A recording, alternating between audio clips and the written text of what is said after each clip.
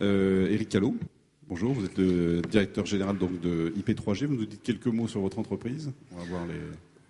Oui, bonjour à tous. IP3G est une jeune entreprise qui a 6 ans, qui aujourd'hui sont 8 personnes qui sont spécialisées dans l'infrastructure informatique, dans les réseaux bien sûr, et dans le cloud. Je salue Bruno Retailleau qui vient de nous rejoindre. Bonjour, le président du Conseil général de la Vendée. Alors, vous êtes associé avec le département dans un projet tutoré, c'est ça? Donc oui, c'est la première fois cette année. On avait dans la tête depuis quelque temps de créer une sonde réseau. C'était des produits qui, sur le marché, n'existaient pas.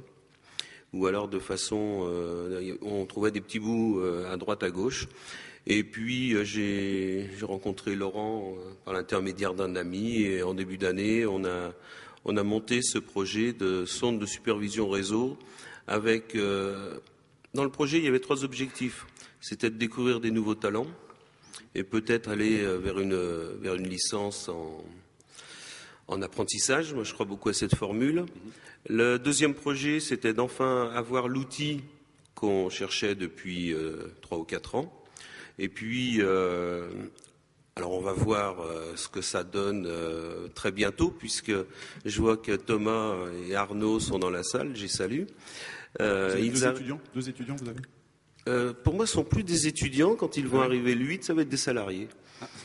Avec un statut particulier, mais ils seront considérés comme des salariés dans l'entreprise. Et donc à partir du 8 avril, ils doivent finir le projet. Et je sais que l'un des deux souhaiterait aller vers une licence Azure, donc on va observer ce qu'il sait faire. Donc, et le troisième but du projet, c'est peut-être d'aller vers un produit commercialisable. Alors pourquoi vous ne l'avez pas développé en interne? Pourquoi vous faites appel aux étudiants? Manque de temps. Ouais, de moyens. Manque de temps, manque de moyens. C'est un donnant-donnant en fait, en quelque sorte. Oui. Ouais. C'est aussi bien pour vous que pour eux? Aussi bien oui. Eux ont besoin de stages. Eux ont besoin peut-être aussi de licences en apprentissage. Et puis derrière... le projet, c'est aussi de créer des postes. Je rejoins ce que disait Éric tout à l'heure. Vous avez embauché déjà des jeunes du département? Non. Non, ça ne serait tardé. J'espère. En tout cas, ça les met au cœur d'une problématique d'une société, au cœur d'une problématique industrielle. Pour eux, c'est un très bon exemple, en tout cas. Oui, pour eux, c'est un très bon exemple. Et puis, on va aussi... moi, je vois un autre projet pour eux, c'est qu'ils découvrent notre métier. Et je pense qu'on les emmènera aussi voir ce qu'est un client, voir ce que sont leurs problématiques, même si ce ne sera pas ce qu'ils feront en majorité. La réussite du projet est garantie aujourd'hui? Enfin, vous en êtes où? Ce qu'on a vu est prometteur.